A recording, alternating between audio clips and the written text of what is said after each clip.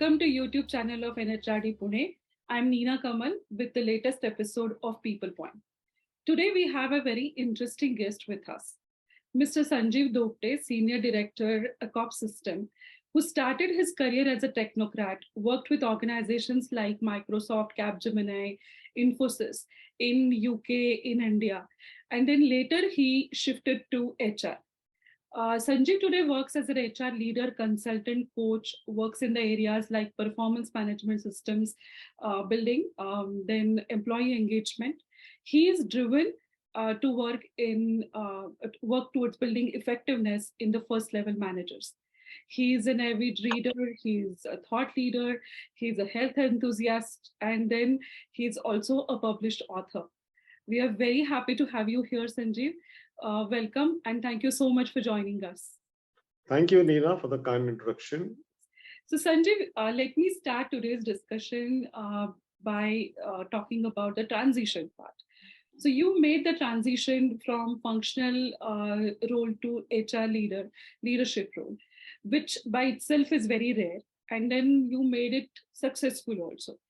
So how did that happen? What thoughts were in your mind and how you see both the worlds?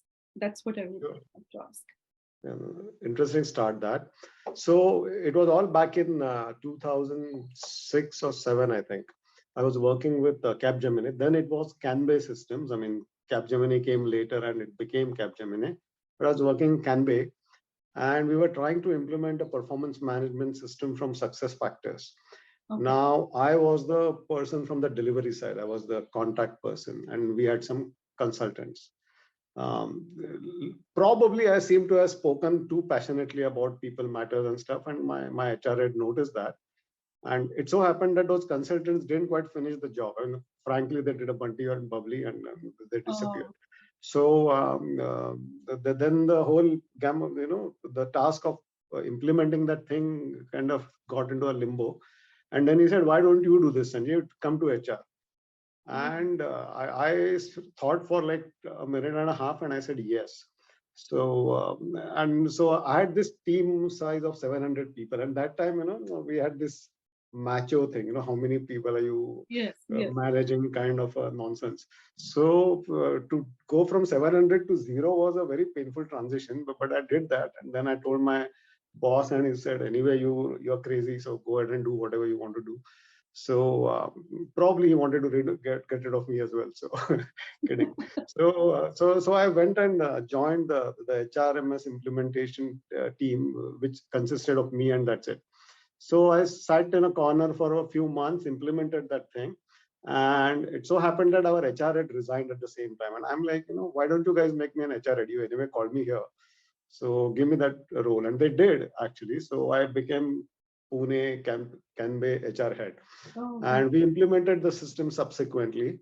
And because then I was an HR guy with no HR education and all, they sent me for some workshops conducted by two really wise and awesome ladies, Veena Yadav and Indira Parekh, the ex-Dean IIM. And I was so impressed. And by the way, they did MBTI and all kinds of psychological tests and stuff. And they said, you should be in an HR career. I'm like, thank you very much. I just made that transition a few months back type. So it seemed like, this is the right thing to do.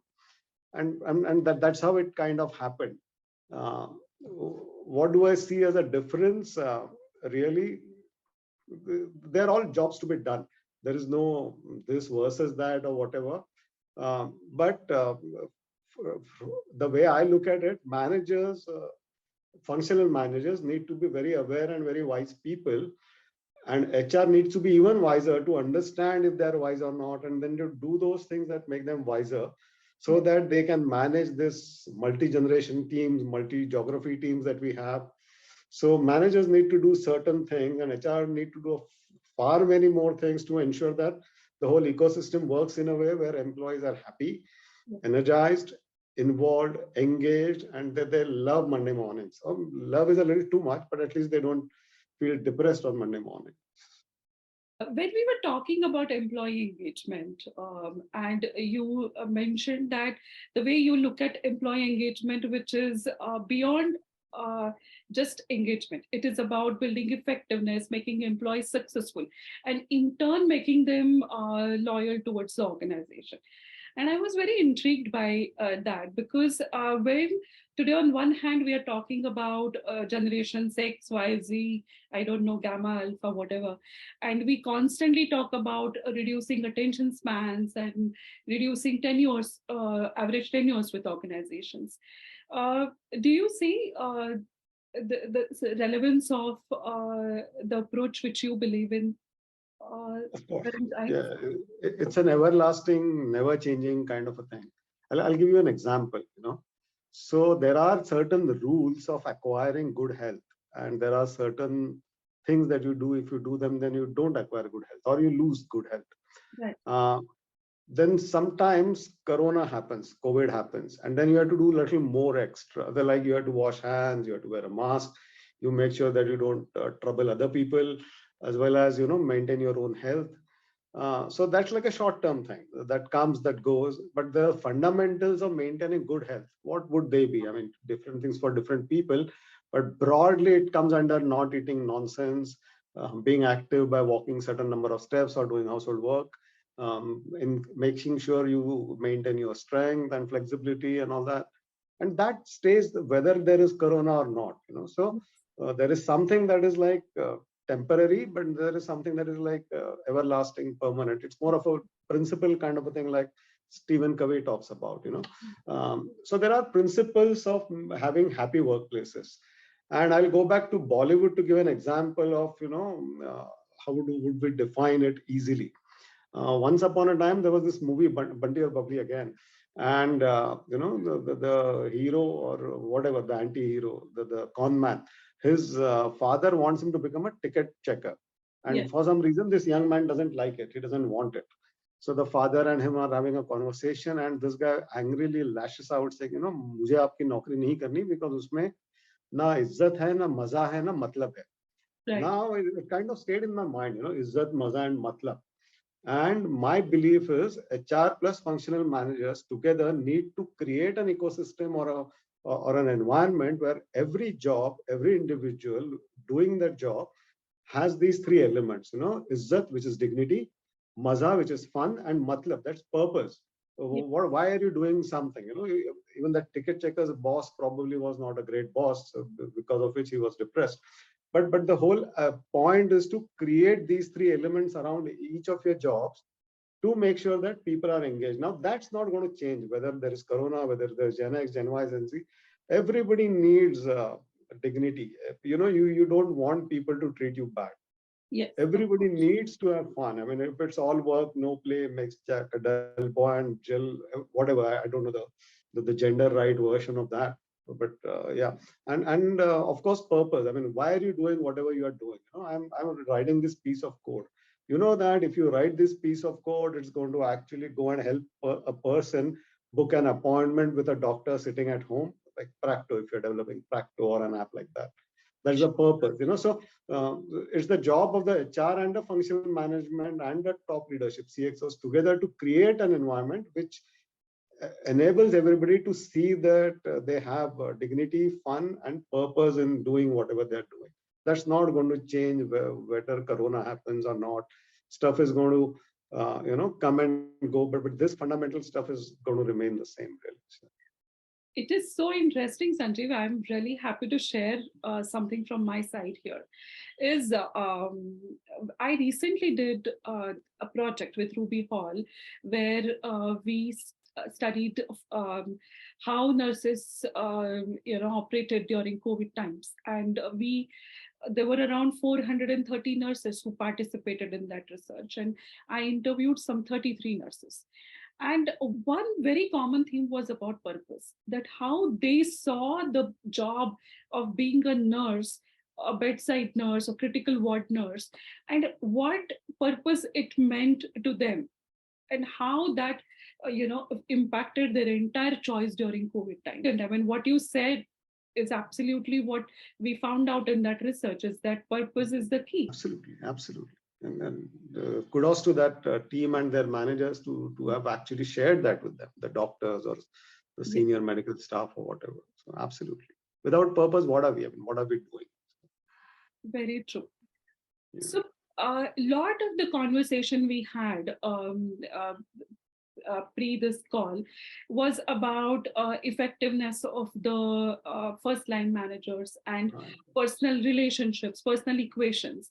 Right. And as I was telling you, personally for me, one of my best HR satisfying experiences is when I was working in the manufacturing sector, where HR is beyond automation, beyond digitalization. It is more about one-on-one conversations, just walking across the floor and finding a resolution to any of the issues. Yes. But you come from technical world, but you still are a big supporter of this one-on-one equation. So how Right. would you Yeah. talk about that? So yeah, thanks to Microsoft, actually, that's where I learned the power of one-on-one. I mean, I did that before Microsoft for 15 odd years, but I didn't know that's what it's called. Okay, so anyways, so there are three components in ensuring employee engagement, involvement, inspiration, motivation, what have you. Okay, there is a cultural piece that the organization needs to bring in. That broadly comes from what the CXOs are like. Are these cool people? Are these very, stuffy kind of people who are not very friendly? And not much you can do about those things, except for a few gentle tweaks here and there. But so there's a culture that derives from the leadership. Then there is the processes and stuff, how annoying or fair the processes are. Is the performance management fair? What's called organizational justice. And the third piece, the most important piece in my opinion, is managerial effectiveness. We have this whole hierarchy, right? I mean, there is the top boss, and at the bottom, there is a person who is actually what we call the individual contributor. Now, that person who is doing the coding, doing the machine work, doing the sales, doing the pharmacy related work, or whatever, the individual who does work with his or her hands, right? Now, that individual contributor, they report to certain people. Well, let's call it M1. So this relationship is or immediate managers for that matter. So the way I look at it, it was a eureka moment again, kind of got it during the Corona time. So Corona has been, of course, very painful, but it taught me a few very important things actually. Very So what I see is an organization is nothing but a collection of one-to-one relationships between immediate managers and their directs. Okay, the bottommost layer is the most important, but they are all important. Now, how do we maintain and enhance this relationship is the key to making the great organization. Because no matter what you do at the top, people will always leave that bottom manager. Yes. So you are a great CEO, but if my team manager or project manager is a pain in the neck, I'm not going to just say, oh, what a wonderful CEO I have. I'm going to not quit, kind of a thing. Okay. So how do we make those people effective? Now, there is a process that Microsoft follows, which is one-on-ones. They make us do the one-on-one thing. Now, what I discovered again, Corona has been very eureka moments kind of things. What I discovered is there is a 5-step process. Okay. I mean, I was just thinking back as to what did I do? Why do people who I managed 20 years back, they're still my friends. They don't want to kill me. And I hope they mean what they say. But so then I discovered that there is a pattern to this. And I kind of came up with this 5-step framework called Alache, as in life. So it's a very quick thing. Like, firstly, every manager needs to do one-on-ones with their directs once a month, for example, at least. In that, they follow this 5-step process. Ask people what they want. Listen to what they are actually saying. Analyze for fairness. Commit. If it's fair, like I want a promotion, and you think it's you assess. When you assess, you also check with the top bosses and HR and say, can we promote this guy? And only after you get an okay, then you commit. And if you commit, then you execute. So simple, 5-step. And if you can't promote, tell them you can't promote. It's very simple. But we don't do that. I mean, it's like, how do you get good health? Oh, simple. Walk 9,000 steps, eat smartly. If you don't know how to control calories, just eat twice a day. Acha, that's it. But people can't do it. That's the problem. And if you do it, there is no way you are not going to get good health. So this Alache framework is as simple as that here. Every manager needs to do that with their directs, and then that whole thing needs to bubble up. And HR needs to enable that. Analytics you talked about and AI and stuff and things. People would they talk to a chatbot? I mean, we have a chatbot. Not many people talk to that chatbot really. They really will just call and say, "Hey, I have an issue." So there is some things that technology cannot replace. When I'm anti-technology in that sense, though I hope nobody kills me for that. But yeah, there are some things that you really should not depend upon the technology for. Analytics, and the analytics is like big data about multiple things. You should be worried about it, one individual. Yes. And then since you as HR can't do it alone, this is what you do: break it up into multiple one-on-one relationships and enhance that thing. So Fantastic. So actually, in our interactions, I found this whole stand which you have taken about effectiveness of the first line managers. It's really interesting, and experience very few functional leaders actually believe this. Every manager is a people manager, so they need to have these HR skills. So it's really good to see somebody who has actually functional experience talking about it. So yeah. Fantastic. I would just call it people skills, not HR skills. I mean, so. True, true. Anyway, so the next segment of our conversation today is something what we are calling rapid musics, and it's like something. Sounds scary. It is not, but it is interesting. So, would you be ready to answer a few quick questions? Do I have a choice? please do this. I'm kidding. No, I'm fine. I'm fine. Yeah. Okay. So, your favorite HR book? Again, it's not an HR book really. There is a book called Fish. It's about this fish market in Seattle, Pike Market or Pike Place or whatever, and how do those people deal with their. I mean, they have probably not the most interesting jobs, selling fish, and with all the wonderful smells and all that. But the way they keep on improving each other's morale is very interesting. Every time somebody, they throw the fish at each other and they say good job. So they appreciate. Their whole motto is to find people catch people doing the right thing. Yes. Now, one of the problems with we Indians is that we are very conjuice. We don't like to give compliments to people. If somebody does a good job, we are like, we are a little kadus. We don't believe in praises and stuff and things. And that's something that people get starved for, really, and these are genuine compliments. It's not like a insincere flattery sort of a nonsense. But if somebody does a good job, go and tell them. It doesn't mean that you have to give them a high rating or a good salary later or something. That's what I think keeps most of the people.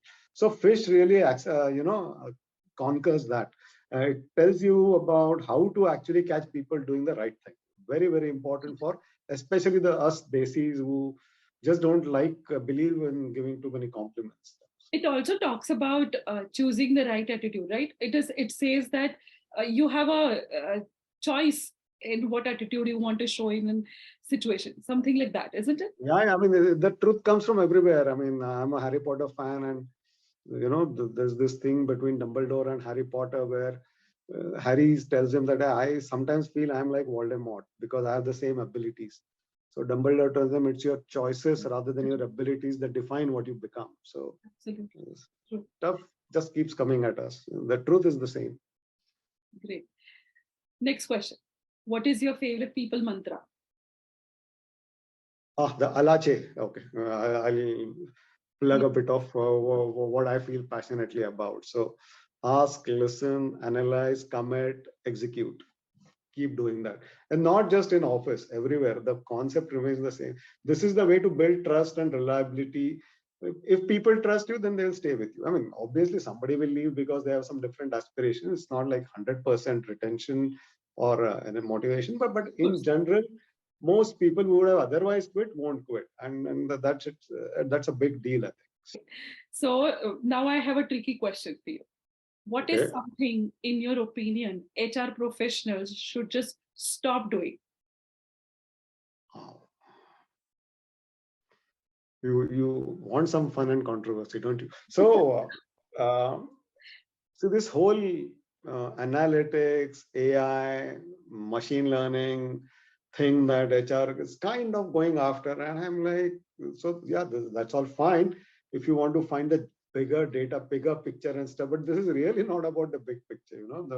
This is about actually grounds to the ears to the ground to understand what's happening at the grassroots and stuff and things. So where is the human part of the HR? So you want to conquer business capabilities, you want to become technically sound, but the basic thing why you're there, to understand what your employees need to be happy and to deliver that and to ensure that the managers deliver that. Are you doing that?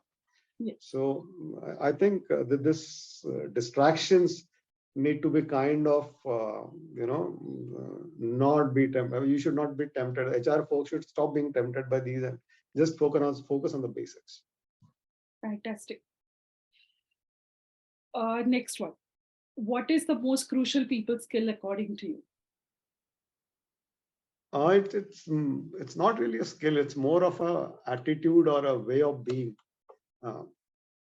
I cannot develop the skill of asking you something and then listening to you. It has to come from inside. It has to come from a place where I care for the other individual. So be that person who cares for others, and be that person who wants the best for everybody, literally. Even if that means that it doesn't mean that things are bad, and if somebody's not performing or if somebody does a fraud or something, you don't let go of that person. Obviously, what's required is required at that point in time. But for 90, 95%, 99% of your interactions, just be that person who listens to and cares for other people. So not skill really. Or if you want to put it like a skill thing, then just people skills. They need to work on their people skills. Okay. And the final question. Who's your professional guru? I would have to say that it's Miss Indira Parekh, an amazing lady. She literally destroyed me in that 2-day workshop. She's like analyzed me left, right, and center, and it was not a lab thing, but there was this so many tests and psychometrics and stuff and things, and I'm like, I want to run away from here types, But amazing woman. So Parekh, yeah. Fantastic. It was wonderful to talk to somebody who has best of two words, as we say. So thank you so much for your time, Sanjeev. Any parting thoughts? Oh, thank you. Actually, this has been wonderful, and I'm happy that I got this opportunity to share what I feel very strongly about, and I hope people pick up and benefit from this. The whole point is to add value wherever you can. So, thank you so much for the opportunity. Thank you, Sanjeev. So here we are with such insightful conversation with Mr. Dhokte. I hope you enjoyed it. Thank you so much for watching this episode. Please send your suggestions, your ideas to us. Till we meet next Thursday. Thank you so much from PeoplePoint at NHRD Pune YouTube channel. Thank you.